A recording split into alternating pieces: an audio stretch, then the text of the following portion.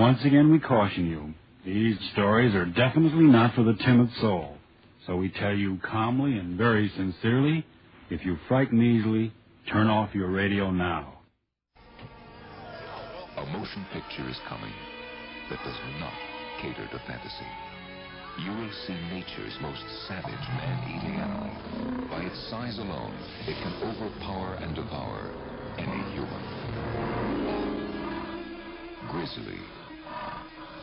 Over 18 feet tall, over 2,000 pounds. The largest carnivorous ground beast in the world. Because the campers come in here, they leave food around, the bears get the smell of it, and that's it. Well, this is different. This bump's eating his victims. Anyone is fair game, because this grizzly preys on the easiest food of all, man. 18 feet of man-eating, gut-crunching terror. The deadliest jaws on land belong to Grizzly.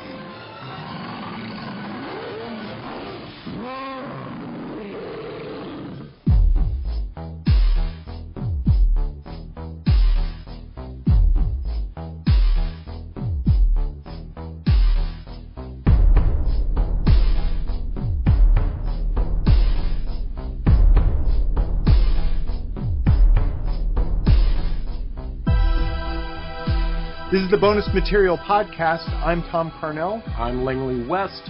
And I'm Sean Smithson. And sadly, our Queen of Mean, Heather Buckley, is in absentia this evening. She will be missed. She will be missed. And tonight we're going to cover monsters of Mother Nature. That is, creatures that exist in our world that are on the rampage and killing us humans. Because why not? Because why not? Let's spread some bad propaganda about our best friends in the animal world. Well, you know, so often when we're talking about scary things in movies, we're talking about something that's not real, supernatural, something that is, for lack of a better word, a monster. Mm-hmm. And there's plenty of stuff here now that can fucking do kill us you. in. Yeah, absolutely. Yeah. If we were alone with these creatures in a room, it could get really, really bad. It's a bad day. You end up on the Darwin Awards. So, as William Shakespeare said in Julius Caesar, cry havoc and let's slip the dogs of war. Woof, woof, woof, woof. So, I mean, how do we want to start this? This is a really weird and diverse egg. Do we want to go by like types of animal, or? Well, I'd like to first address that and maybe you found this in your research, maybe not. I didn't do any research. I watch a lot of these movies.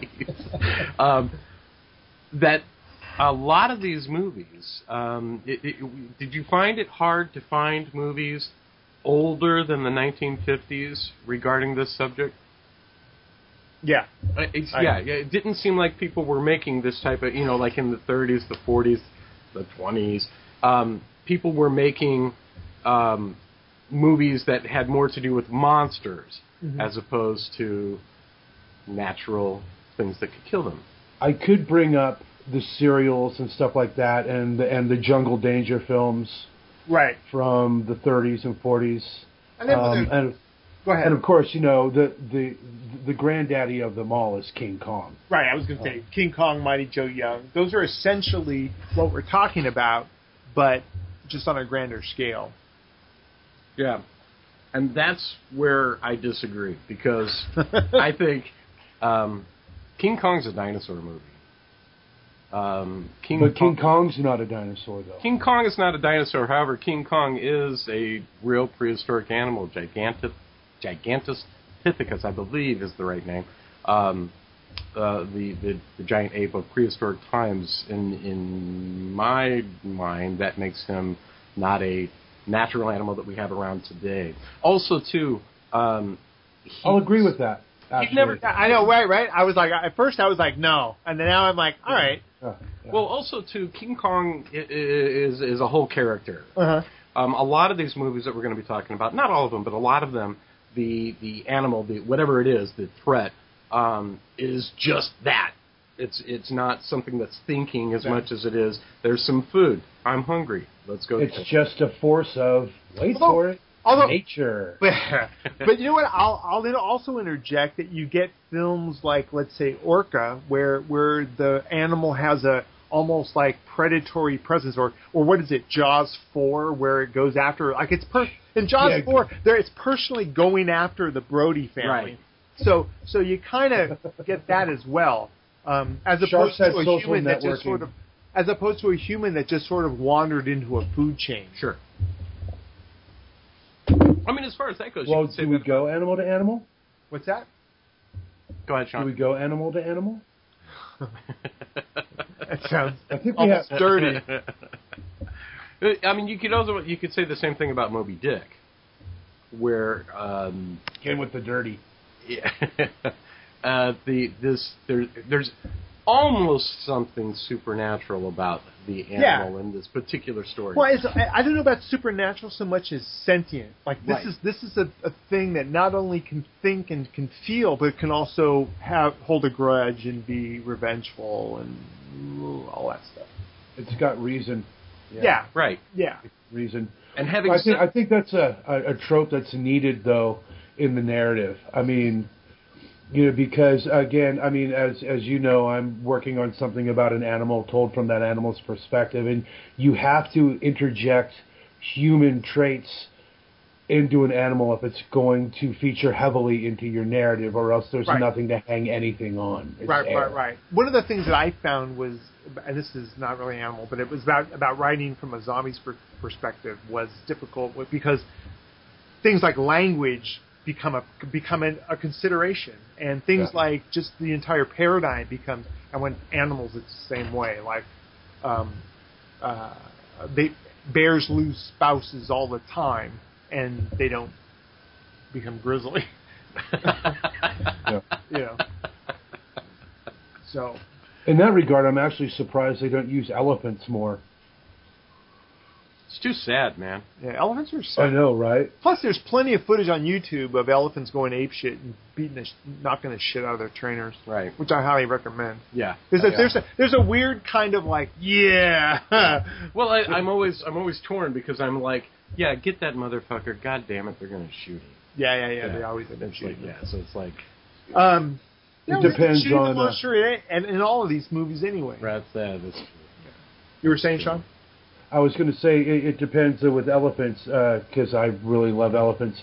A mahout is usually a lot more humane. I think a mahout, if I'm not mistaken, actually develops a relationship. That's an elephant trainer. Sure. Develops that's a whole real relationship with jaw and the protector kind of thing. They live with the element, the elephant. I've dated a few. Mahouts or elephants? A little bit of both, actually. I've ridden some scooters too, but I don't talk about it. I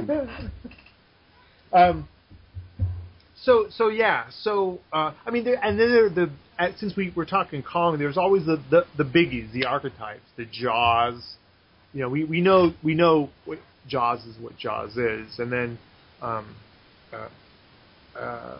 there are others. Which aren't coming to mind. Ghost in the Darkness is a Ghost in the Darkness. Ghost in the Darkness is a good one. Yeah. But that's on my Lions list, actually. What's that?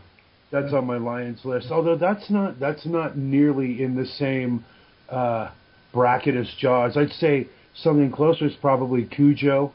Is another mentionable, at least semi-classic. Well, a lot of the movies that I think when you start looking at this stuff, or rather I should say a particular type of this type of movie, came about as a result of Jaws. You've got Jaws, it becomes a big hit, so then you start to insert all kinds of critters. I'm going to go one step back and say that a lot of these films that we're talking about are a product of the big bug movies, because you have the big bug movies of the 50s where you got giant grasshoppers, and it's really kind of scaling down and getting big in reverse. Does that make sense? Where it comes from a giant grasshopper down to a bear, up to a big bear, now it gets scary.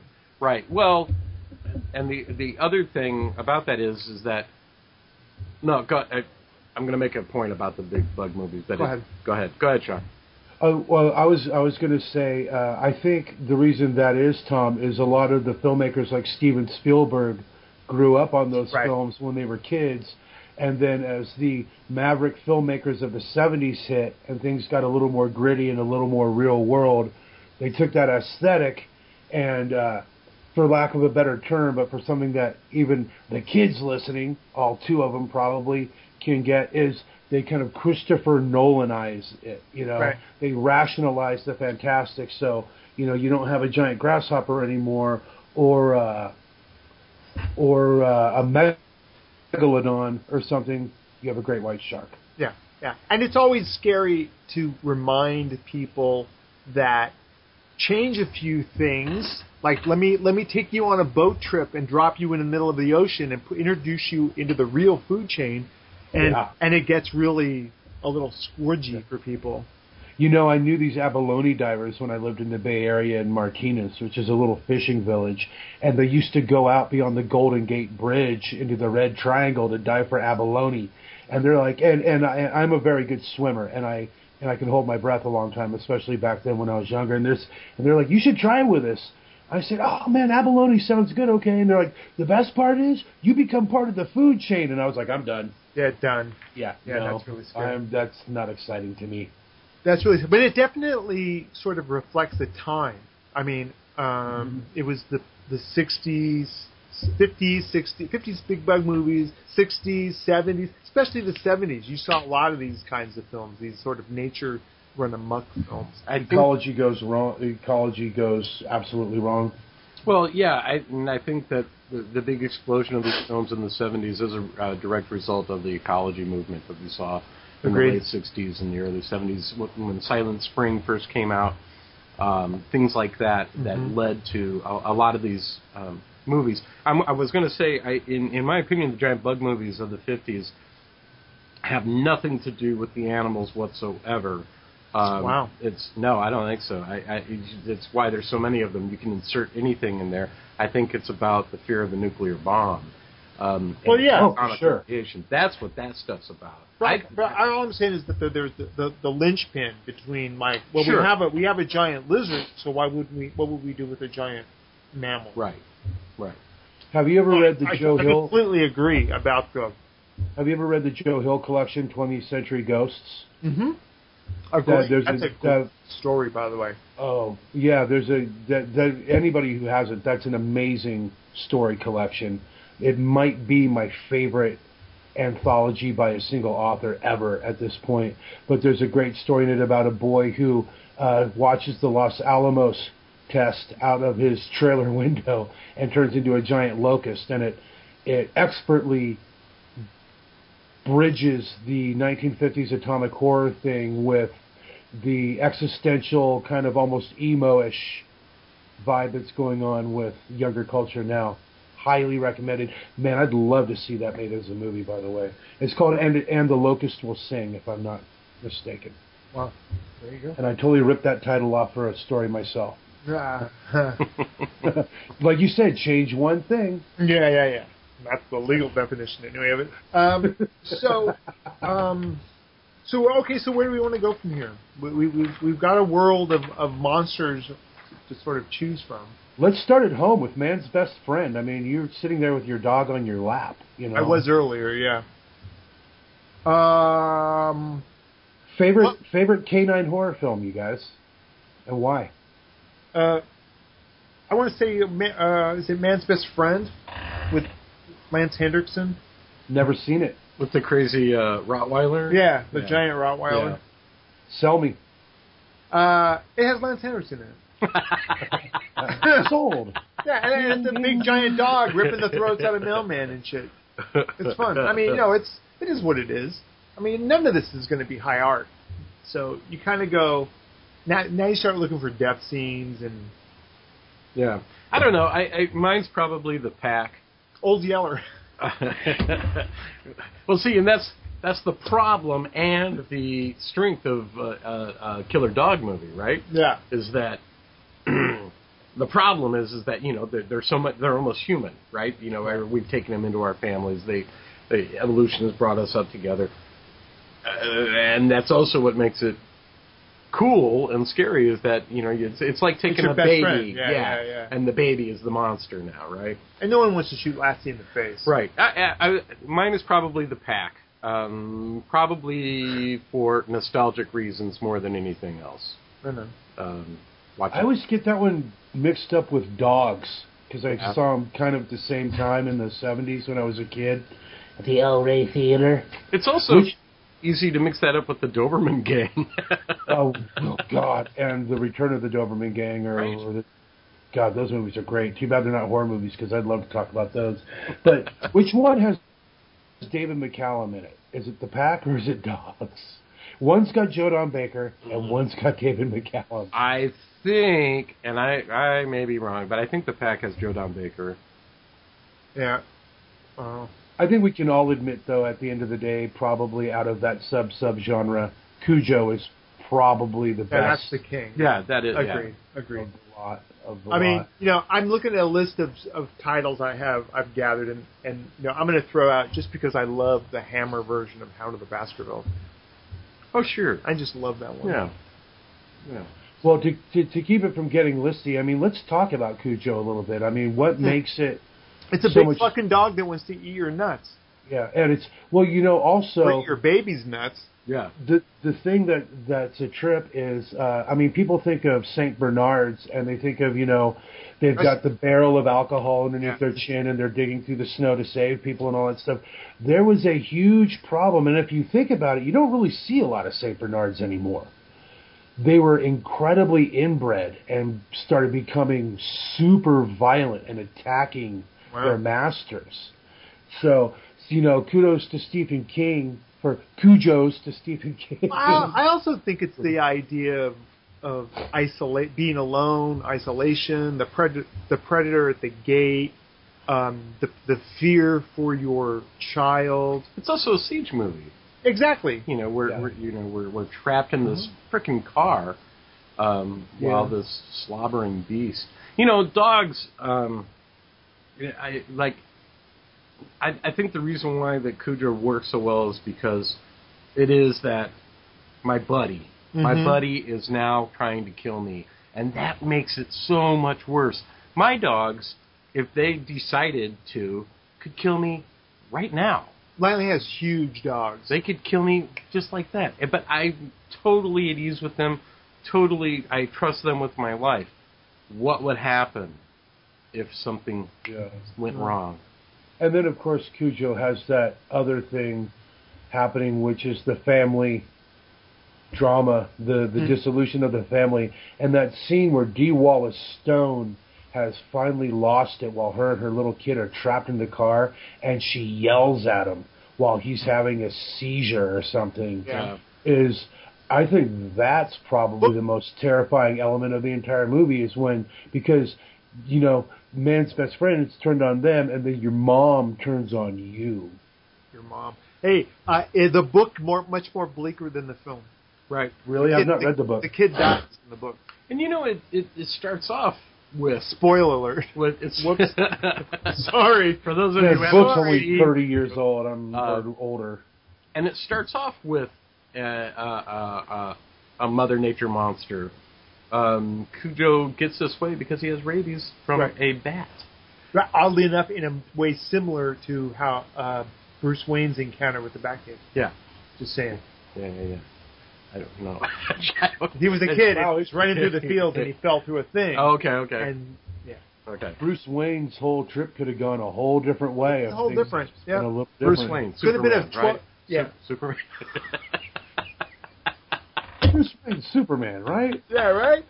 Did you imagine if Bruce Wayne got bit by a bat and when he became Superman? And I'm also going to throw... I also want to mention one film before we get off dogs.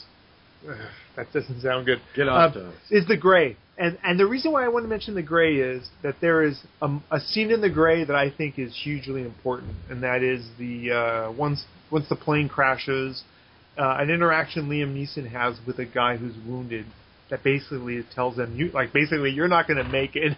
Right.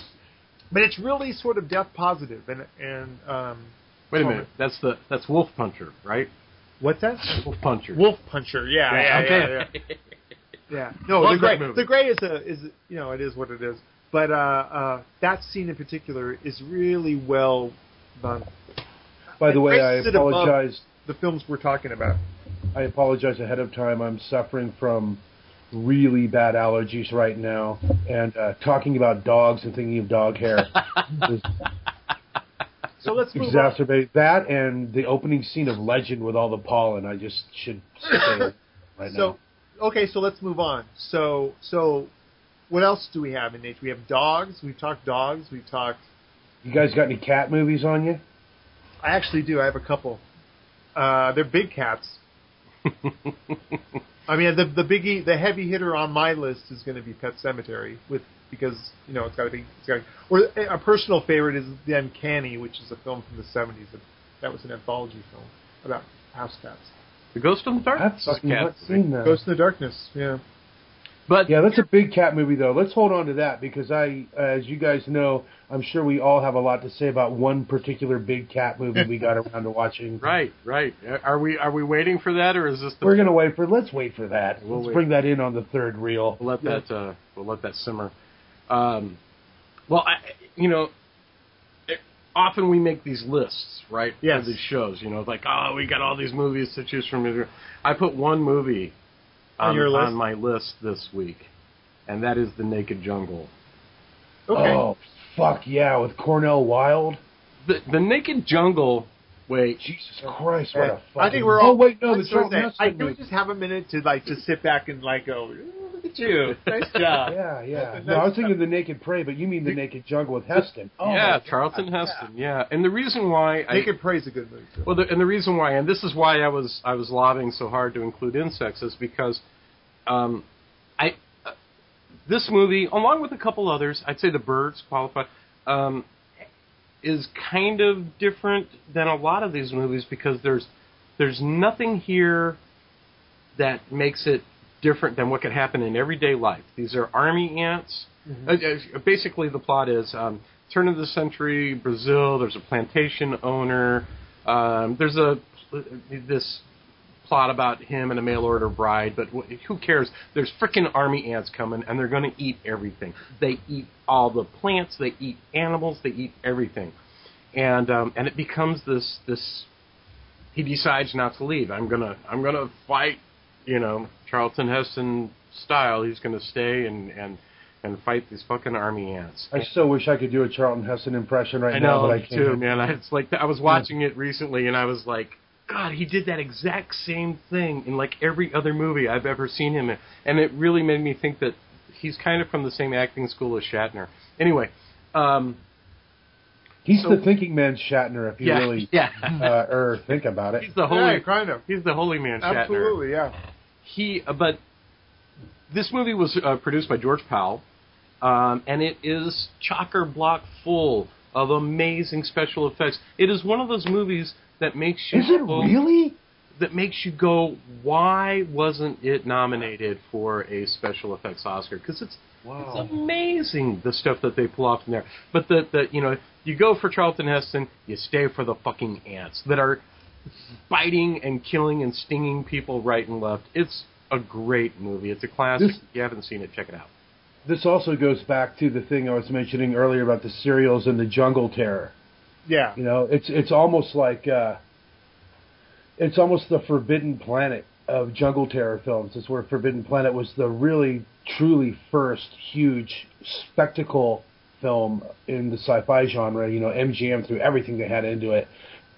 The Naked Prey, or The Naked Jungle. Gosh, I'm sorry to mix those titles up. The Naked Jungle is almost the Indiana Jones in a strange way of its day. I mean, it's really, they threw a lot of budget into it. Like you said, George Powell, who's also known for sci-fi, Destination Moon, the Time Machine, but all the rational moon travel and space travel stuff from the 50s. Yeah. You know what? I'm going to totally watch that tomorrow, Langley. Thanks for bringing that up. Watch it. It's so good. It's so good. Yeah. I've not seen it since I was a kid, and it was on like Dialing for Dollars. Yeah. Check it out. And now I'm going to order that fucker up on DVD or Blu-ray, and it's going to go on the shelf. Actually, I need to have that. Good call. Other ant movies. Ant. What's the... What? Well, do you remember? There's the one with Joan Collins and Suzanne Summers. Yeah, that's Empire of the Ants. Mm-hmm. Brought to you by the same people who brought you Food of the Gods and others. Bird-Eye Gordon, baby. Yeah. Yeah. I was going to bring up Phase 4. Does anybody remember Phase 4? Dude, Great. fuck you for cutting me off at the knees with that. That is my favorite ant movie in the world, and I'm such a Phase 4 fanatic that I bought the poster 3 times because I've lost it twice in the move, saw it about a dozen times in the theater. I've always had a copy of the soundtrack, even when you had to kind of find it through nefarious means and bootleg it, because there was an Australian release on CD, and now I think it's one of those Tiffany soundtrack labels that's kind of like Mondo, that do the really nice vinyl releases, has just put it out. Wow. So bang. And then it's also Saul Bass, the title master, did the titles for Vertigo. It's his directorial debut, and I think it's the only film he directed, much like Charles Laughton when he did Night of the Hunter. Wait, flop. that's not Saul Bass, Rankin Bass. No, it's Sal Bass, the guy who did all the great design work for title sequences in Hitchcock films. Okay. And stuff. I mean, he's a design guru, and he did a lot more than that. Movies was like a second career for him. A huge ad guy in the 40s and 50s and 60s. Did so many title sequences, he ended up becoming a director in Phase 4. It's his film.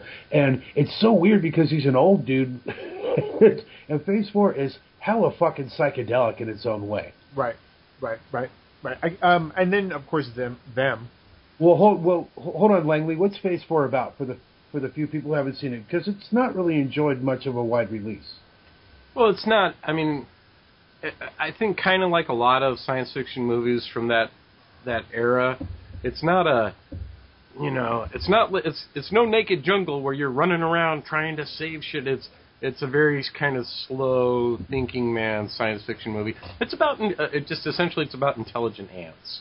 Yeah, ants start evolving. It's very Michael Crichton-esque, actually. I was going to say, it reminded me when I saw it of the Andromeda Strain.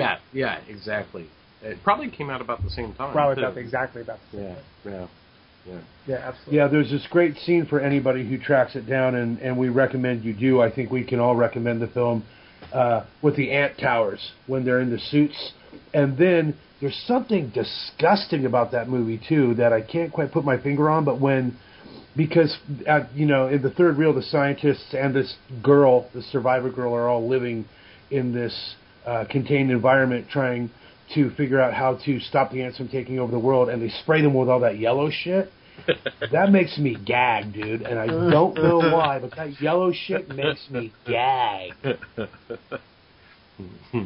Stop sermonizing about Phase 4. I obviously love the fuck out of that movie. Yeah. And the poster with the hand, that's the big hand on the poster with the holes in the hand with the ants crawling out. Yeah.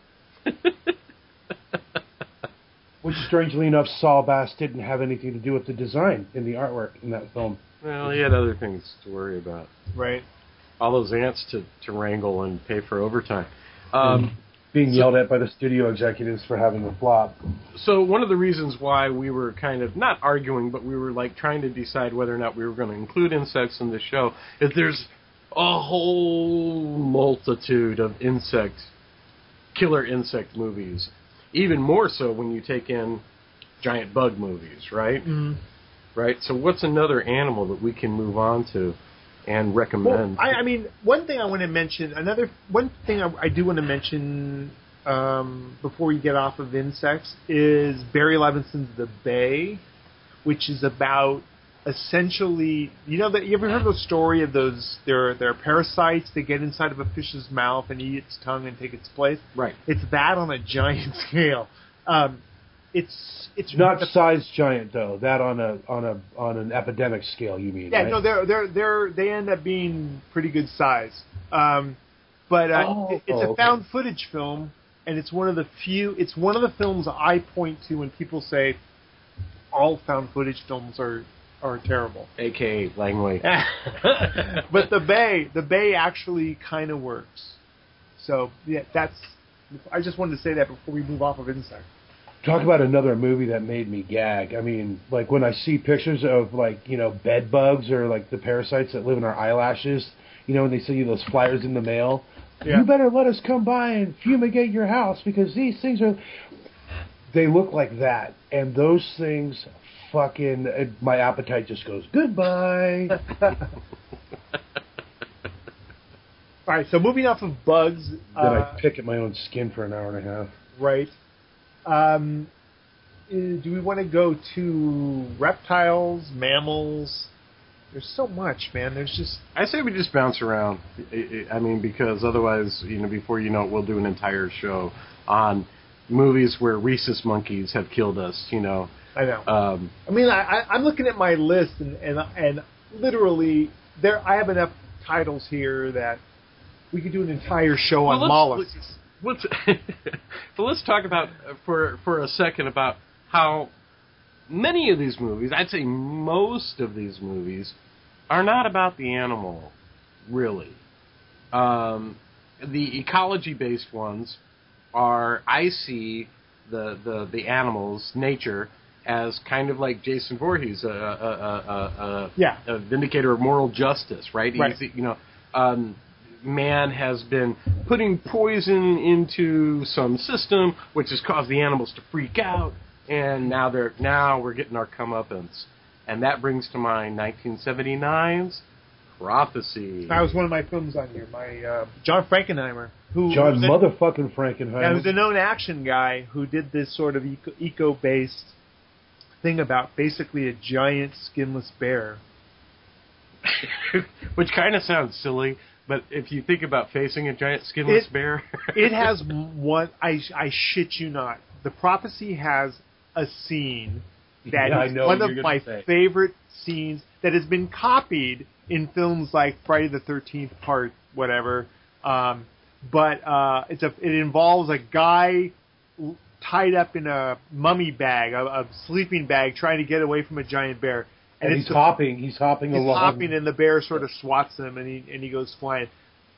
One of the most awesome scenes ever. The fucking sleeping bag hits the tree, and the feathers go everywhere. Yeah. I mean, if you remember that they did that I don't remember which Friday the 13th movie, but they totally ripped it off. Yeah. But yeah, Did you first see that scene on Bob Wilkins' Creature Features like I did, Tom? Probably. I also saw it. I remember seeing it in the theaters when it first came out. It was a book first, too, right? Yeah. Yeah, it was a was it a book? Well, there was a book. Imagine. Well, there was a book, but I don't know if it was a book first or if it was a tie-in. I'm not sure. It was not a novelization. It was one of those back when like paperbacks used to just come out, just boom, boom, boom, boom. There was always 20 horror paperbacks every week. That's when I very first learned what a caper is. Really? No. That's oddly enough, it was exactly the same way I learned who Xavier Hollander was. That's how I learned who Stephen King was, because I can still remember the original paperback of Satan's Lot. If I have to choose between Stephen King and Xavier Hollander's writing, I'm going to totally go with Xavier Hollander? With the Dame, yeah. My favorite shot from The Prophecy is when the medicine man is on the beach of the lake, like standing there kind of... Yeah, and that was the weird thing about that movie. There's like a huge spiritual undercurrent to it. Yeah. This whole sort of living with the land kind of thing. And if you remember, what caused all this was mercury poisoning from the wood paper mill. Yeah, the paper mill. Yeah. And remember the reveal? There was a reveal of the in the end, the big giant skinless bear is just trying to protect its baby. Yeah. And when you see its babies, they look like these weird, gooey hand puppets that are... They're freaking awesome. They are awesome. Who's our main guy? The curly-headed dude with Robert Foxworth. Yeah. There we go. Yeah. It's awesome. Great movie. If you haven't seen The Prophecy, go watch The Prophecy. Not the one with Christopher Walken. Watch that, too. That's got Vigo as the devil, and it's pretty great. That was one of the things. Every time I went looking for information on and here's the thing, Prophecy is the movie we're talking about. If you Right. type in The Prophecy, you get nothing but pictures of Eric Stoltz and Christopher Walken. Right. Viggo Mortensen. Also, one of the best Fangoria covers from back during the glory days of Fangoria. The gory days? With what? From what? Prophecy with the bear. Oh, yeah. And you got a really good look at the bear. That was like Uncle Bob Martin era Fango. Was it? Yeah, it would have been because... Did Stan Winston do the bear? You know, I don't... oddly, I have never read or seen... I don't know anything about the effects for Because Prophecy. it sure as hell looks like a Winston joint, man. Give me a second. Keep talking. You know? Best full body Dude, costume. Claudia Shire, Robert Foxford, Armand Assante, Richard Dicehart. Right? Yeah, it's solid all the way around, man. Keep talking. Berman. No, that's... It's the Berman family, man. Yeah, Tom Berman. Tom Berman, Yeah, that's right. Yeah. There we go. Also, shout out to Tom Berman. incredibly good. Fuck Who yeah. can name 2 more Tom Berman effects in films? Well, that's not fair, dude. I can't. Can you? I can. No. IMDb right under my fingertip. I've been drinking beer all day. I'm just like, blah, blah, blah, blah, blah. Well, I mean, the entire Berman family Right. has been making fantastic special makeup effects for Forever. decades. Yeah. Well, let's stay on bears and let's put hair on one of them now. Jaws with paws, you guys. Right. William Girdler's Grizzly, which Great movie.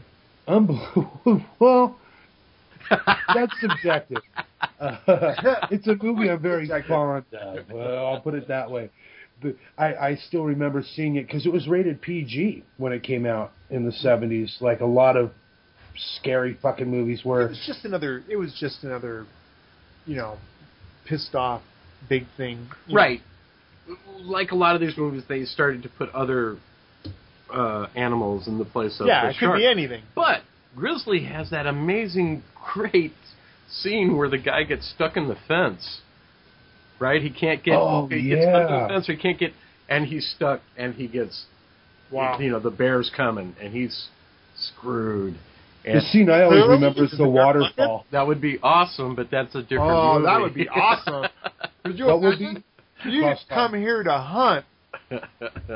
That's funny as fuck. Go ahead. The bear just it rips him in half, right? He's like, they find half of him left in the fence. Yeah. I remember the waterfall scene from the first time I saw it at the Senator Theater in Chico, California. That's when I started getting really scared. And again, another fine character actor cast. I mean, you have Richard Jekyll, who did a lot of these types of movies, actually. Yeah, he did. Yeah. Day of the Animals, Mako, Jaws of Death. And then one of my favorites, also Andrew Prine. Yeah. Who's, again, in a shitload of really rad... He's one of those weird rabbit holes. You go, I'm just going to look up something, and then you find Robert Prine. And Andrew Prine, you mean? Later, yeah. It's like 500 credits as actor. Yeah, it's crazy. And Grizzly mirrors Jaws so much that even like the final scene with the helicopter coming to save the day and getting damaged is very much like the orca at the end of Jaws, and the miraculous defeat of the grizzly. And did you know there was a Grizzly 2?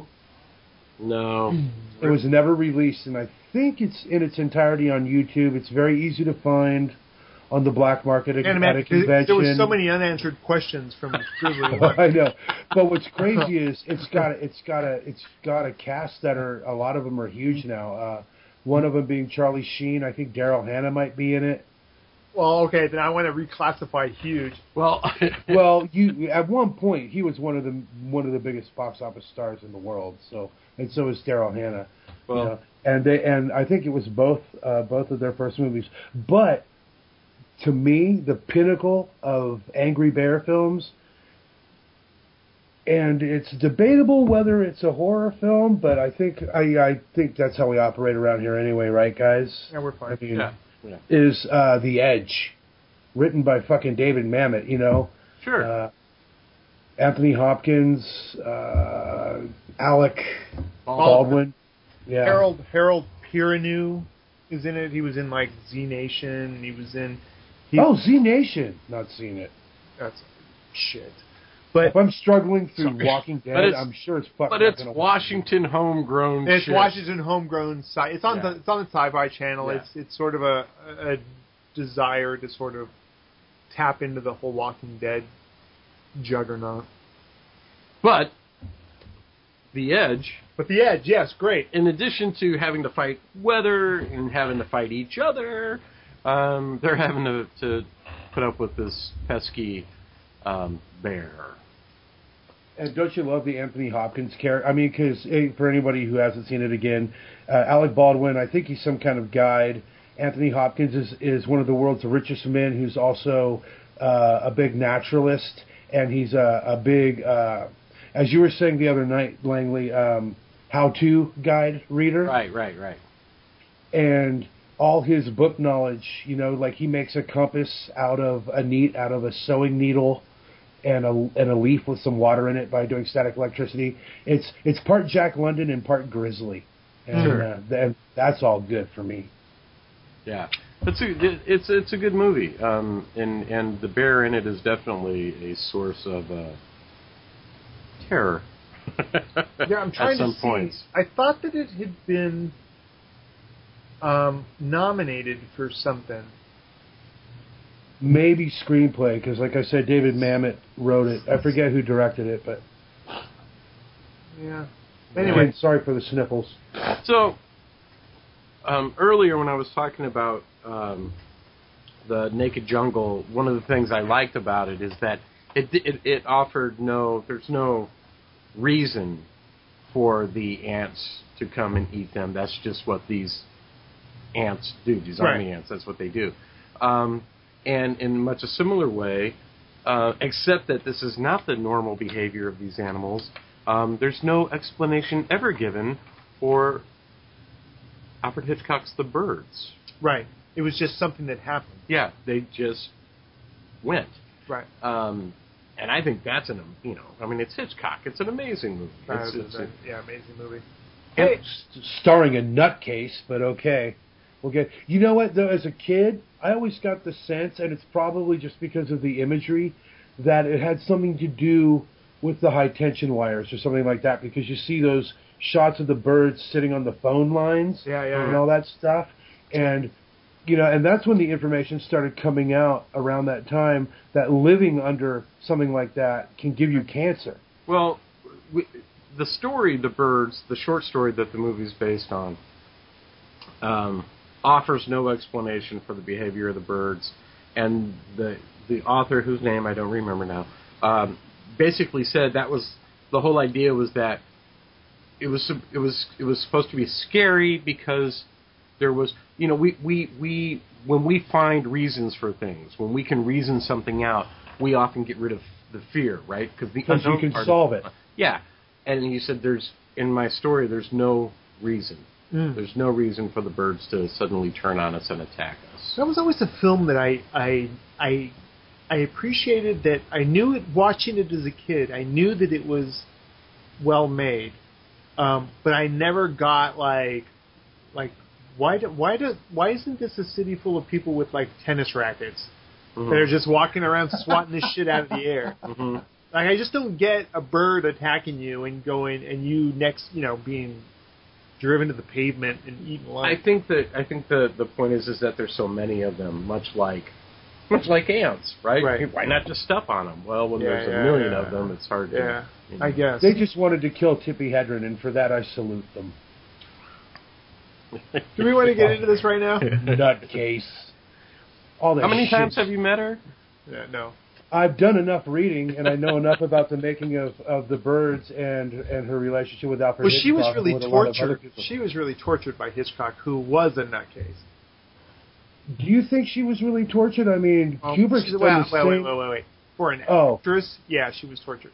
Yeah, but she's an actress, so like the wrong fucking M&Ms can set some people up. Well, she said a lot about that scene with the birds coming out of the attic or whatever, and fluttering around her, being done over and over and over and over as punishment for her reportedly rebuking, by her accounts, Hitchcock's advances. I'm not going to say that didn't happen. I don't know.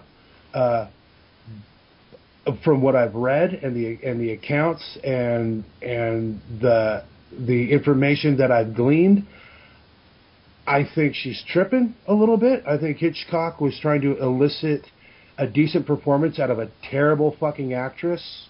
Because she's bad, dude. It's like, we watched that other movie we're going to get into that she's in. It's like the Brady Bunch level acting.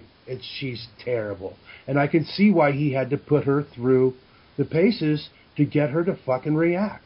You know? And that whole thing with her in the phone booth and the glass shattering, it was fake glass.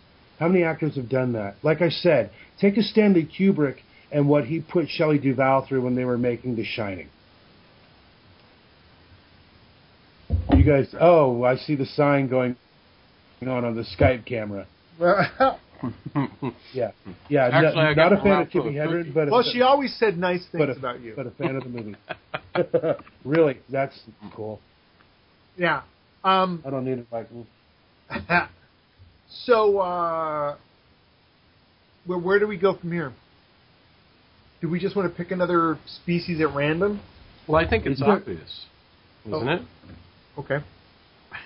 I mean, we talk about, movies like, The Edge and The Birds, filmmakers like, Naked Jungle, filmmakers like George Powell, Alfred Hitchcock, screenwriters like David Mamet. Let's leave the dregs behind now and move to probably the most, in my opinion, the greatest, the pinnacle, shall we say, of nature getting back at man movies, and that's Frogs. 1972, sure. I think. 1972's Frogs. Ray Milland. Another movie I never got. It was great fucking poster. It's great. It's such a great movie, but I never got so how do the frogs eat you? The frogs don't eat you. Didn't you watch it, Lam? They just jump through the window and freak you out, and they're just like creepy. And that's it. The other things are the things that get you. The water moccasins, the crocodiles. All right. The tarantulas, which wouldn't... Yeah, Tom, we never got a payoff like the poster promised with the giant frog with the arm hanging out of its mouth. We did get a young Sam Elliott, though. Yeah. Sam Elliott without his mustache. It's so weird to watch that now, and he has the exact... Was Catherine Ross in that, too? Was Catherine Ross in that as well? I remember Catherine Ross was in it. His one-time wife? Made a lot of movies together. Except you notice she's conspicuously absent from his film Lifeguard. Just saying. Joan Van Ark. Yeah. Joan Van Ark, that's right. It's Joan Van Ark. From Frogs to Knots Landing. Mm-hmm. It's not such a stretch, really. No, not really. They should have done a crossover episode. Those types of movies really appeal to me. Where I grew up, that was the critters that were around. So like a movie that's like, I see a movie where, and I can look and see, oh, that's not just some snake they threw in the water. That's a fucking water moccasin. Right, right. And like, that really impressed the hell out of me. And I really, really, really enjoy that movie. I mean, it's a guy that if you haven't seen it, it's a guy that, there's a lot of other things going on, but basically it's a guy that has this house full of animal heads that he's hunted. They're on this island. The things are coming to get them. Ray Milland's like a plantation owner or something. It always to me had a sort of, it was like an extended, the film itself had this sort of night gallery, Twilight Zone sort of feel to it. Yeah. And that it's what I'll call a swamp gothic. It's like Eaten Alive. Yeah, Flannery O'Connor meets fucking Jeff Burr. It's not that sort of swamp gothic as much as something as say like Pumpkinhead, which is totally a swamp gothic. Well, I'm going to say one last thing about Frogs, and then we can move on. It's the only movie I've ever seen where a gecko kills someone. And it's weird. That gecko went into the business after that, and we all did know a bunch that of commercials. How that ended. Did a commercial with the chick from Hellraiser, actually. So keeping it in the genre family. Yeah, they dance on the beach together. Shout out to Ashley Lawrence. So that movie has a lot of amphibians and reptiles in it. Uh-huh. There are some much better examples of movies with reptiles in them. Name one, Sean. Oh, gosh. Any reptile? Yeah. Your favorite killer reptile movie, man. Oh, man. I'm looking at my alligators list. I was going to go with Lake Placid because I wanted to shoehorn a mention of this film into it, but it's really got to be Alligator because of the amazing John Sayles screenplay. John Sayles, of course, now being an iconic American auteur, writer-director. Alligator in the Sewer movie, right? Yeah. Yeah. Fred Ward. Yeah. Fred Ward, a zillion rad LA-based character actors. It's got a dog in it, a cute little dog. So probably Alligator. I mean, there's not a lot to say. It is what it is. I like Alligator. Again, I like Lake Placid. I was really grateful for Lake Placid, actually, when it came out, because it was a direct homage to the Sayles style of writing genre films. Yeah. Alligator, Piranha, it had the same pacing, and again, a really good cast. It was one of the only films of its kind. Tongue that buried came out firmly in cheek. Yeah, tongue buried firmly in cheek, but not making fun of the material. No. It was still respecting its source. Yeah. Who was it? Oliver Platt, Betty White. Bill Pullman. Oh, Betty White is the foul-mouthed old lady who lives on the lake. That film reinvigorated Betty White's career. Yeah, I think so, yeah. Absolutely. That's all she does now is the salty old broad thing. Yeah, you're right. No. I was going to say... I'm not going to say it. I have a couple of real quick blips I want to talk about alligator movies. The first is Big Alligator River by Sergio Martino, who I have found... not seen, actually. It's got Catherine Bach in it, and it's basically exactly what you'd expect, where people are building a resort on a river, and there are big alligators there, and blah, blah, blah, blah, blah. But there's also, back in I want to say the early 2000s, late 90s, films like Rogue came out, and another film called Black Water. Black Water is actually quite good, if you can find it. But it's that, and they're both really similar too. It's very similar. Yeah, stranded on a small spot of land with a big giant, whatever around. Are they Australian? Yeah. Yeah. Yeah, but Black Water I think is better because it doesn't it never devolves into heroism. Yeah. It doesn't get every. Rogue kind of gets into there's the heroic act. As where Black River... Is it Black River or Black Water? Black Water. Black Water never devolves into that, and it's fucking grim as shit, actually. Yeah. And, it's able to address stuff like friendship and whatever else. But Big Alligator River is interesting because, Catherine Bach is in it. A.K.A. Mrs. Ringo Starr, right? Right. And the director, Sergio Martino, I'm actually fumbling here really fast, is known for stuff like Torso and Mountain of the Cannibal God and a bunch of stuff that you just wouldn't believe, and I'm looking at right now. Suspicious Death of a Minor, which is a great giallo. And so anyway, it's good. It's a giant alligator movie that... Yeah. And he's basically the tier below your Argentos in Italy. I mean, and hovering around Fulci.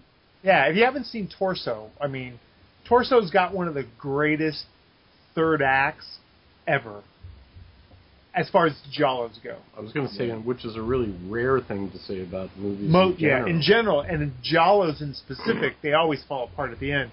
But this actually has a very weak beginning.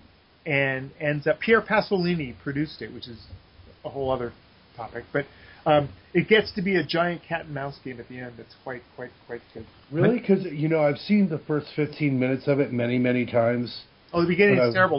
The whole world building sort of setup is clunky. It isn't until they're in the house and the killer comes looking for them that it gets really, really good.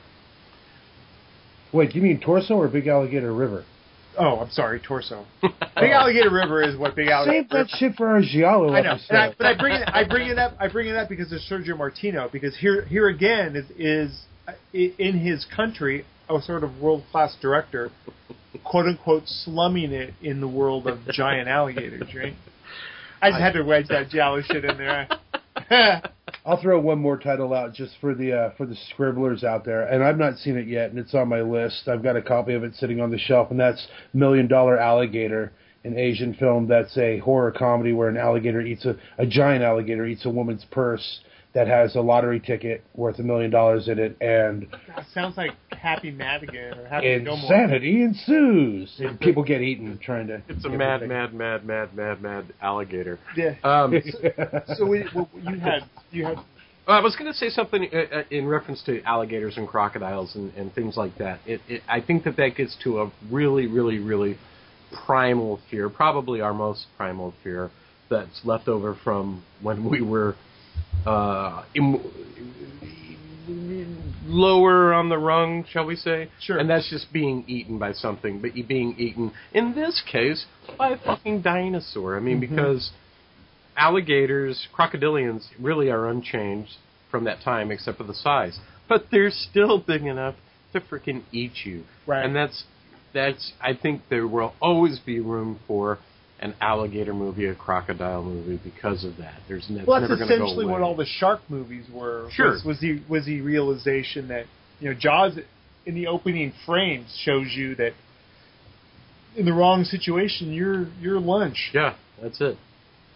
By the way, one of the most beautiful openings of a film ever, isn't it? Yeah.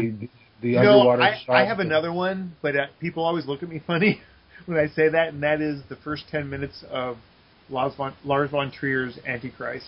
Oh, God, yeah. With the snow and the kids falling out of the window and shit.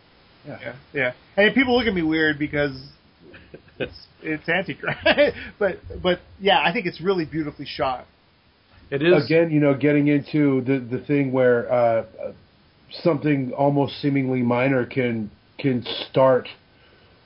Well, not in Lars von Trier's case, not a new career, but like Betty White being the foul-mouthed woman. Now he's known for those slow, painted openings. Yeah. Go ahead. Not fight nature, but sorry, that's me again. Oh, Lars von Trier's into nature. Yeah, I'm sure he is. Sure. There's like roots and stuff in that movie, sure, right? Yeah, trees and things. There's snow. I was going to say we have to talk about Jaws. It seems, on one hand, it seems like you don't want to because everybody knows it. You would think at this point, but I don't know how it went down with other people, but it is one of the only movies that I've ever seen that I can say has actually affected me and my life in an adverse way. Adverse. Okay. Still to this day. Sorry, we'll go swimming. Dark water. Don't do it. Don't do dark water. And I have this incredibly, shaking, get your hands off me phobia of large things in the water. Piers. It can be a tree. It can be a cliff. A ship. Doesn't matter what it is. If I'm in the water and there's something big else in the water, I want out of the water. And I know that that's from Jaws. I know it is. It's the only movie that terrified me since The Exorcist when I was a kid, which I saw them both incredibly young. I saw The Exorcist when I was 5, and I saw Jaws when it came out. And I remember the people in the theater around me laughing because I was weeping in terror as Quint was devoured by the shark. For one, Quint was my hero in the film. I always identified with that type of character. I was a tough guy fan even as a kid. And when he goes into the jaws of the shark, the strongest man on the boat, starts screaming like a bitch. Totally falling prey. That scream is funny, by the way. And you know at that point that there's no hope because the guy left on the boat is scared of water. Yeah. It's funny. I remember when it came out. I remember in the run-up to it being released, reading the book, being confused when the movie came out because of all the changes. But it's not a film that I hold in really, really high regard. I will say this. I think it's great for what it is, but it's not one of those films that when people go, "What are your go-to films?" Jaws never comes up for me. Jaws does come up for me. I think it is. I mean, it's the first valley, isn't it, of that Spielberg era? Mm-hmm. I mean, it's the first. You know, I mean, wasn't that the first blockbuster? Well, of that scale, I mean, like Exorcist, I guess could be argued was a blockbuster. Exorcist and The Godfather set up the playing field, but Jaws was the one where the studios went, we get how this is working now. Right. Okay. We are now making Roger Corman movies as A pictures. Right. Exactly. Right. Exactly. Yeah, we'll put. Yeah. I think Roger Corman said that himself, actually. Probably. I'm sure he did. And now, sadly, you know, and I just want to mention this briefly, is that now, sadly, the monster or the creature that sort of started it all has devolved into the final phase of its genre life, and that is, you know, the mockbuster and the Sharknadoes and the mega sharks and megalodons and but two-headed. Jaws did spawn a whole bunch of fun shark knockoffs during its era. Absolutely. Everyone wanted a piece of that when it first came out. And that's why I think most of the things that we're talking about, things like Grizzly and that kind of thing. And let's mention, you know, the one documentary I'll bring up by the couple who shot a lot of the footage off the coast of Australia for Jaws that featured the live sharks, and it was released in a big way, kind of trying to connect itself to Jaws after Jaws, and that's Blue Water, White Death. Yep. Yeah. I saw that in the theater in Almaden. Yeah, I guess it's been remastered, and I was watching some stuff off of it today. It's great. And yeah, it bored the shit out of me when I was a kid because there was no Quint in it. You know what I mean? Yeah. It was born free with great white sharks. Yeah. But now, yeah, I can't wait to actually revisit it. Coming out just around the same time as Thor Heyerdahl's Kon-Tiki came out in the theaters, and we went as kids. We went to see that. But it was funny, you know, just as we had, you know, when Star Wars came out, all the magazine stands were covered with magazines that had to do with Star Wars or space, you know, science fiction. Jaws, there was magazines. I mean, like, you go to the newsstand and there was just magazines of, like, you know, all of them had a picture of a big shark with his mouth open. It was one of those things where, like, you just even Time magazine did that. Yeah, it was such a cultural phenomenon. People would be on TV talking about how they didn't want to go in the water and they were afraid. And right. Well, look at you know, I mean, eventually it helped. It took a long time, but it helped to spawn something like Shark Week, which is like an annual thing for a lot of people. That's a big deal for a lot of people. Yeah. Did you know that the sale of in-ground swimming pools went down after the release of Jaws? Dude, I believe it. Went down? I was kidding, but I bet it did. I bet it went up. Swimming pools as opposed, like, I'd rather go to a swimming pool than go to the beach. No, water. No, seriously, water. Dude, people were not going and swimming in the water. I saw it in Chico. I saw it in Chico, California, and in Chico, there's these two wonderful, huge public swimming holes, 1 mile, and then further up the creek is 5 mile, and they're carved right into the creek. And that summer, you got to do whatever you wanted to at 1 mile and 5 mile because hella people were not getting in that fucking water, and it was a fucking freshwater creek, dude. Wow. We used to go swimming at the Dongola Lake. Fuck that. I know there's no sharks out there, but when I open my eyes in that dark water, all I can see is this giant mouth coming to Yeah. So I'm like, totally. no, I'm done. No, forget it. Totally. Favorite Favorite Jaws knockoff before we leave the shark. There's so many. I'd argue that Orca was a Jaws knockoff. Oh, absolutely. Yeah. You know, De Laurentiis was not going to let that fucking thing go, dude. I don't know about Jaws knockoff. You know, the only film I want to mention with sharks again is outside of the box is Open Water. I was just going to bring that up. Just and that's because probably the last scary one. Structurally and sort of the way, it's different. For once, it's different. What was the movie with the intelligent sharks? Was that Blue something? Deep Blue Sea? Deep Blue Sea. That is a huge guilty pleasure of mine, and I was going to Yeah. get into that, but I think we'll probably end up moving on. I don't need to pontificate on Deep Blue Sea, except for the scene where Samuel L. Jackson is giving the monologue. Yeah, that's and great. for anybody who hasn't seen it, we're not going to say what happens. We'll just call it a Janet Leigh moment. Yeah. But one of the things that someone I was talking to leading up to the recording of this episode, I was talking to them on Facebook, and they asked me about, are you guys going to talk about humanoids from the deep? And I said, no, probably not. I mean, it's kind of a thing born of what could be nature, but I think it also bleeds into an area that we don't want to. Well, there's that whole thing of like mutations, right? And that can be a whole separate. Oh yeah, we can do a whole show on you.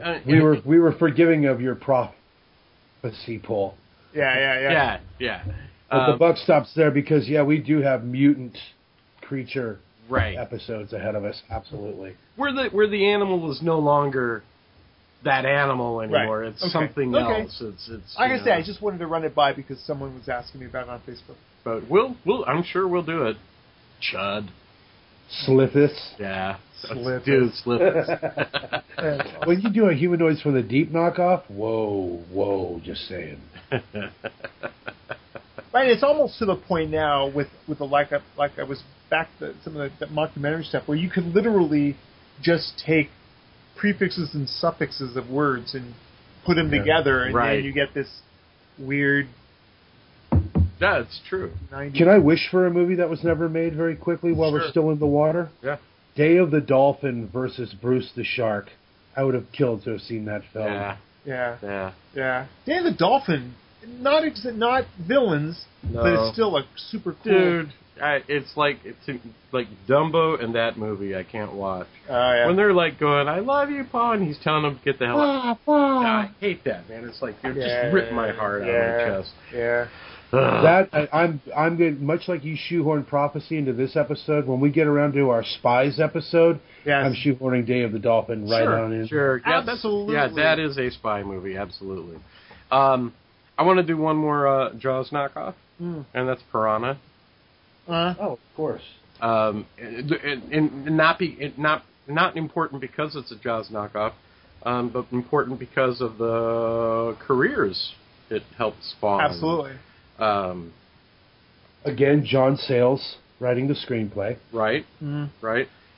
James Cameron went on and directed Piranha 2. Piranha 2, which is Heather Buckley. We asked her on the phone earlier what her favorite nature movie is, and she said Piranha 2. Right. So did Joe Dante direct Piranha? I want to say he did. Yes, he did. I figured. Absolutely. And then Bradford Dillman and Heather Menzies in the lead Heather role. Menzies, who was in a snake movie called.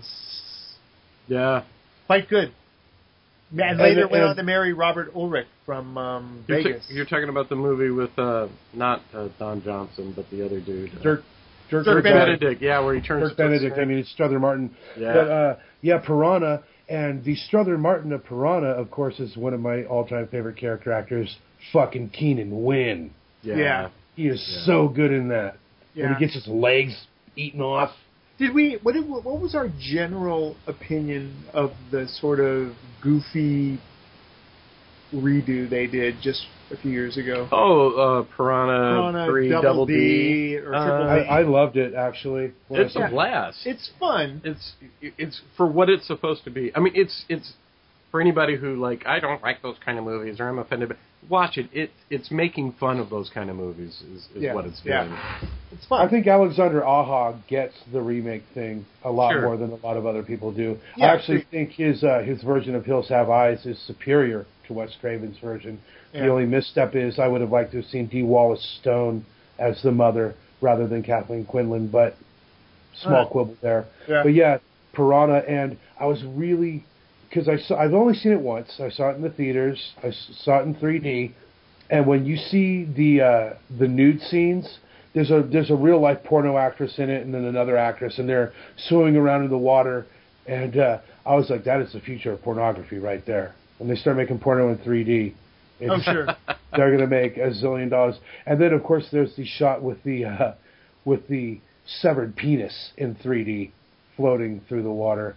And the wave of quiet discomfort that went across the theater audience where I saw it in Seattle was palpable, for lack of when that guy loses his shit. One of my favorite things about the original Piranha is that it has a completely pointless stop-motion monster in it, which I love. You know, I'm there. Didn't you always want to see a movie about that monster or about that lab? Yeah, absolutely. Was that a Jim Danforth joint? Phil Tippett. Phil Tippett. Jim, by the time this time came around, Jim Danforth wasn't doing as much stop motion anymore. He was mostly getting hired to do matte paintings and stuff like that, like Never Ending Story and things like that. Phil Tippett had kind of taken.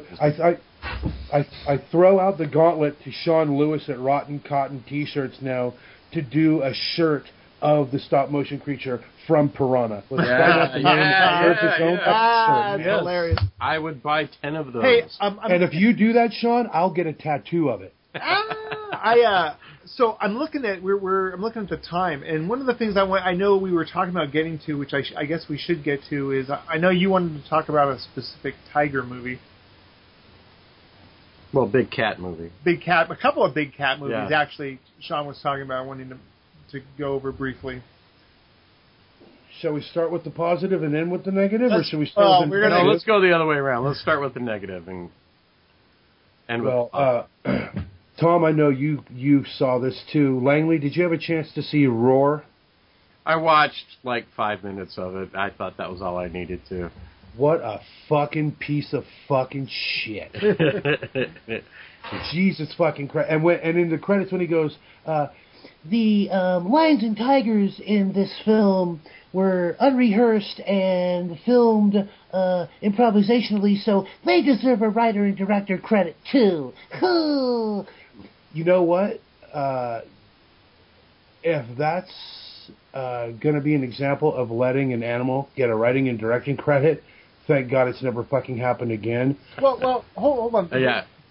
Let's contextualize this thing. Roar is a film that was presented as a piece of fiction that starred Tippi Hedren, Melanie her daughter, Griffith, and her family.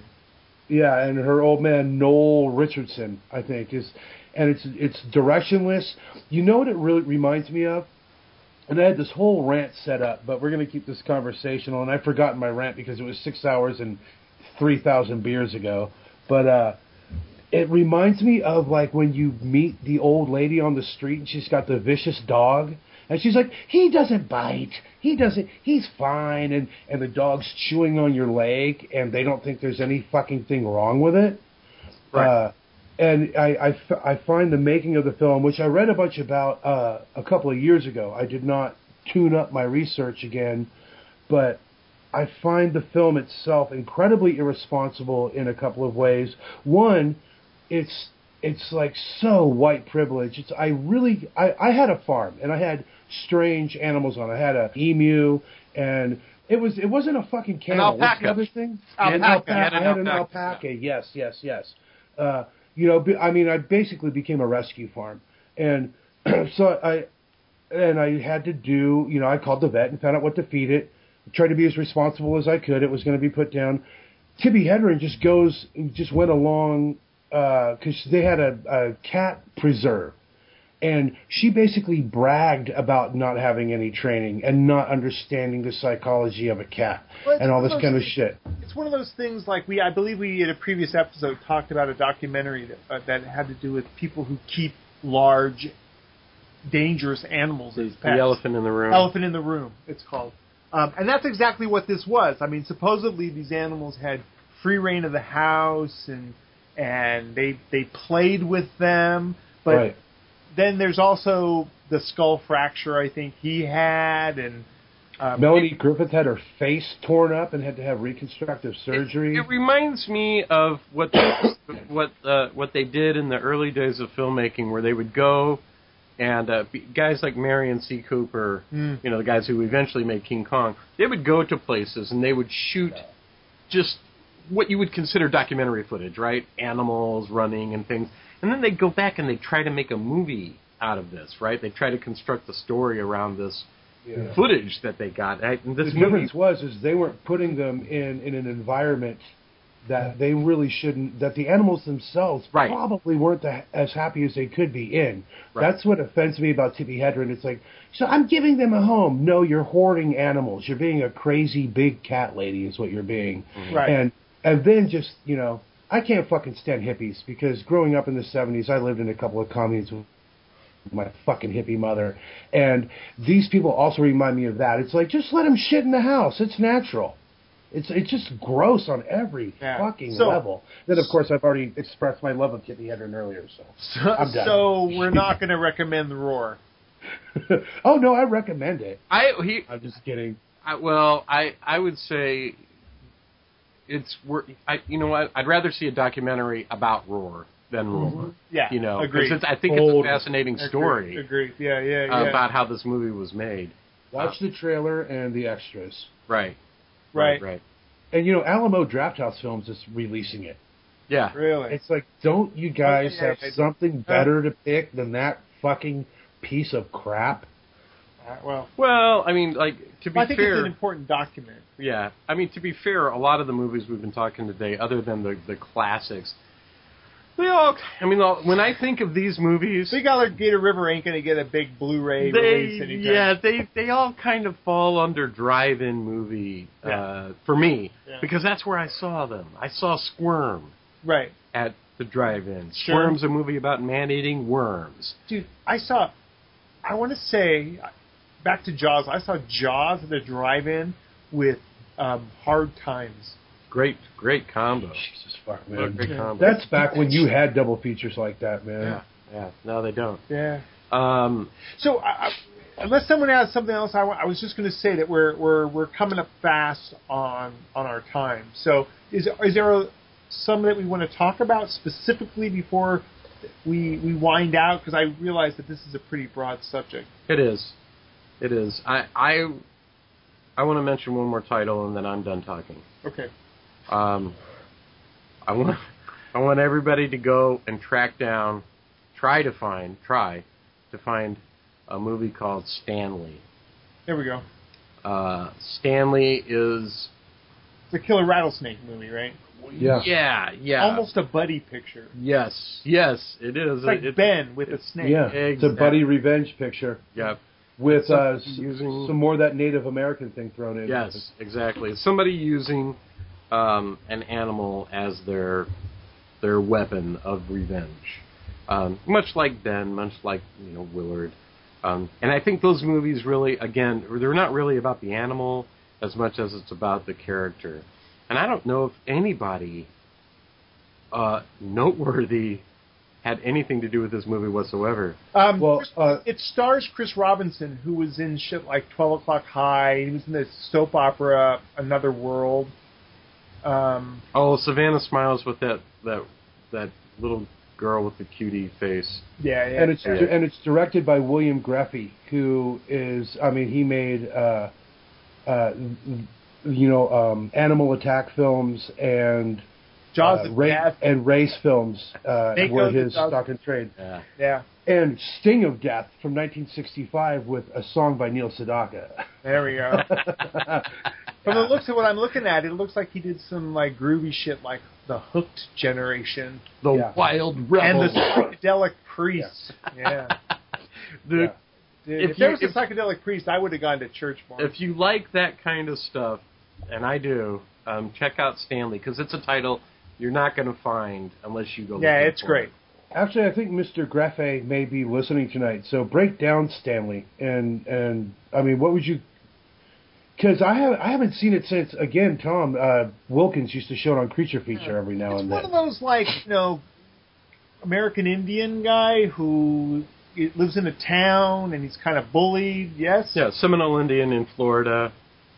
You're talking timber rattlers. Mm-hmm. There's other snakes, too. It's not just Stanley. There's other, again, I'm back to my swamp, there's copperheads, there's water moccasins. It's great, man. If you're a snake guy, Yeah, check that shit out.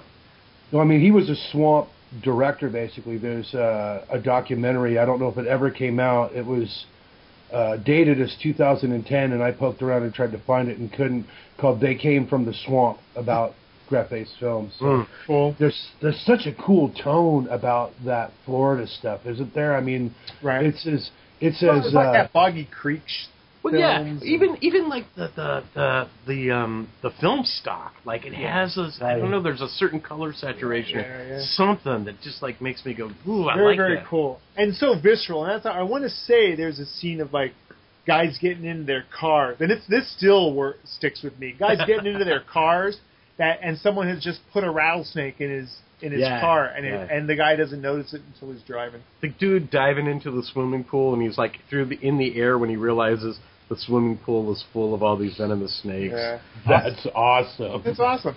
So that's like a really horrific, nightmarish version of the Nestea plunge. That's great, yeah, man. right? Nestea. The guys that get stuck in the quicksand and just their heads are exposed, and he throws the snake down, so they can't move, and the snake's like right there in their face, burying super great. 2 inches of Benedict fang in their face. Mm. Yeah. That's even better than the quicksand scene in Squirm. Yeah. So, what about you, Sean? Do you have a couple? I've got a bunch, but I'm only going to mention one because, like you said, we're running up on time. I have to go. I love Ozploitation and Australian films as well. And Russell Mulcahy's Razorback. There we go. Yeah. With Gregory Harrison, I think, is... and I'm not bringing this up like tongue-in-cheek at all, or I don't think there's anything ironic about this film. I don't think there's anything cheesy. I mean, the end is a little trippy, but a giant razorback is terrorizing the Australian countryside. And the film starts really tragically because Gregory Harrison's wife, I think she's a reporter or something like that, and she's killed by some townsfolk. And so he ends up enmeshed in almost this kind of mystery of trying to find out what happened to his wife.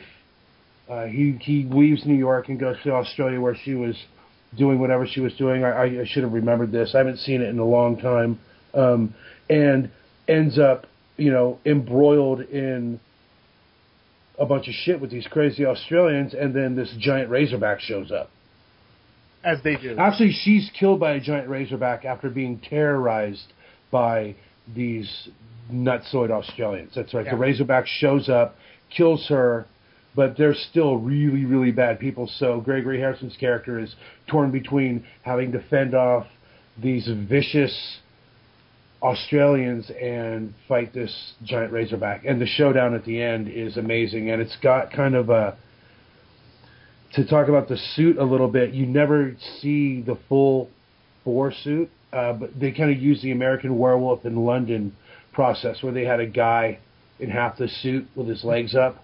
But it's super effective, and it's just got that fucking flavor, man, that just really cool Australian action horror movies do. Right on. I'll since we're talking pigs, I'll also throw out the Korean film Chaw and Pig Hunt. Pig Hunt. And Chaw uses the pig from Pig Hunt. Oh, really? Yeah, I did a big interview with Jim, rest in peace, who directed Pig Hunt, who was a big effects guy. He worked on Gremlins and all that kind of stuff. And, after they built the pig suit, they recouped some of their money back by renting it to the production. The Korean guys? For Chaw? Yeah. Chaw isn't bad. I mean, it is what it is. It's cut from the same cloth as of what we're talking about here. I think Pig Hunt's a bit underrated as well. Yeah. I know. We've talked about this in the past. I don't agree, but have we? Have you and I? Yeah, we did. When it came out, we saw it. You liked it, and I didn't. I mean, it's got its problems, but again, it's another one of those films that has a deep appreciation for the John Sayles era Corman work. You can usually default to me not liking a movie. Is there any others that you want to mention? Well, I was just going to say that we should return to this in a future episode, and when we do, we should make sure and listen to this episode so we don't talk about the same movie, because there's so many. We didn't talk about any monkey movies. Right. I don't know. Actually, sort of, I do. I do want to talk about a monkey movie, and that's Dario Argento's Phenomena, that has a chimp in it. And I would call that a monkey movie, actually. yeah, it's not cut from the same cloth as things like Missing Link or Link. Remember Link? Yeah, Link. Yeah. Tanya Roberts, I want to say. I'm probably wrong with that. And then the other movie I want to mention is Ray Kellogg's Killer Shrews, because I've loved it since I'm a kid. What, 1958? Killer Shrews? Yeah, something like that. Can you believe I've never seen that? Dude, it's great. It's great. Okay, Part of it is that I'll confess to this. Every night when I go to bed, I put on MST3K episodes off YouTube, just because the toning of the voices helps me get to sleep. And 9 times out of 10, I will put it on the Killer Shrews episode. Mm-hmm. So I've seen that movie literally thousands of times. Yeah. And I love it every single time. I'll mention a couple of just go find them titles. In my etc. column, I will call the Charles Bronson film White Buffalo valid in what we're talking about. It's got a giant white ghost buffalo in it. Sure. And a film, I think it's called Kilimanjaro, about baboons. There we go. Yeah. Now, one thing that I noted when we were talking about this episode and leading up to it, we had a really hard time coming up with a movie about killer horses. Yeah. And we all came up with, like, supernatural things. It's like, oh, there's a demon horse in this. But, I mean, like, just a movie where, like, horses... It's a pissed-off horse. Yeah, horses flip out and kill. And which is funny because out of a lot of the domesticated animals we deal with, horses are the ones that can fuck you up. Yeah. I mean, I actually looked around and I found a couple of really low budget. I didn't do too much investigation. But on stuff like Killer Cows, you got the Black Sheep movie where you got sheep that are out there killing. But a horse. I mean, someone mentioned to me The Ring, but that's not really the same thing. I'm throwing down another gauntlet. Okay. This is the first Roundhouse story project for the bonus material. Hell Nag. Yeah. That's called. They made that. It's called Mother-in-Law. Oh! I was just gonna say, it's called My Ex-Wife. But so I mean, obviously there's. Okay, how about Hell Stag? Hell. Wait, that's possession porn. God damn it. Obviously there's so much. I mean, it could be argued, things like, Dead Tom, I think your pull of Equus, though, was brilliant, just to say. Yeah, earlier we were speaking. That is scary. And we were talking about this very topic, about films that are scary with horses in them, and I mentioned Equus, which, if you've seen Equus, you get the joke. Yes. Yeah. But, we're at 90 minutes. I think there's no way we're going to cover all of this. No. So I think we're done. I think we're okay. And I think this is one that's going to be very, very easy to come back to, as you said, Langley, because we can just simply go into other animals we haven't discussed, which is a good reason to have kept it almost in categories this time. Yeah. And not be jumpy. Yeah. All right. So I think we're good. So this is episode 20 of the Bonus Material Podcast, and that's it. So I'm Thom Carnell. I'm Langley West. And I'm Sean Smithson with Heather Buckley in absentia and on her way to North Carolina in the morning. Yep. We love you, Heather. We miss you, Heather.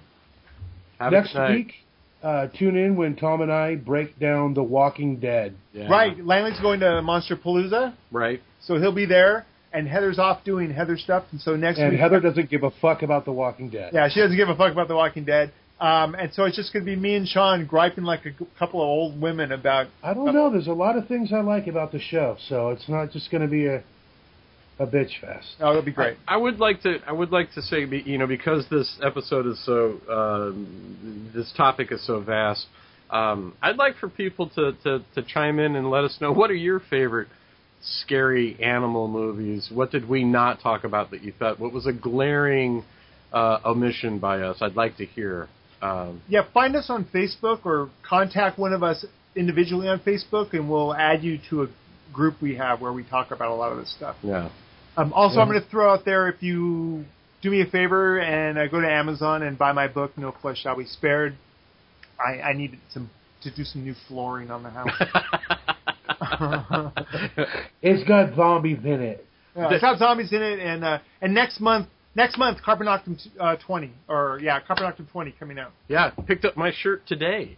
Which is Tom's magazine he used to do with his wife, Kat. And it's a brilliant dark culture magazine. Go to carbonoctum20.com and you'll see all about it. Or contact me on Facebook, Thom Carnell.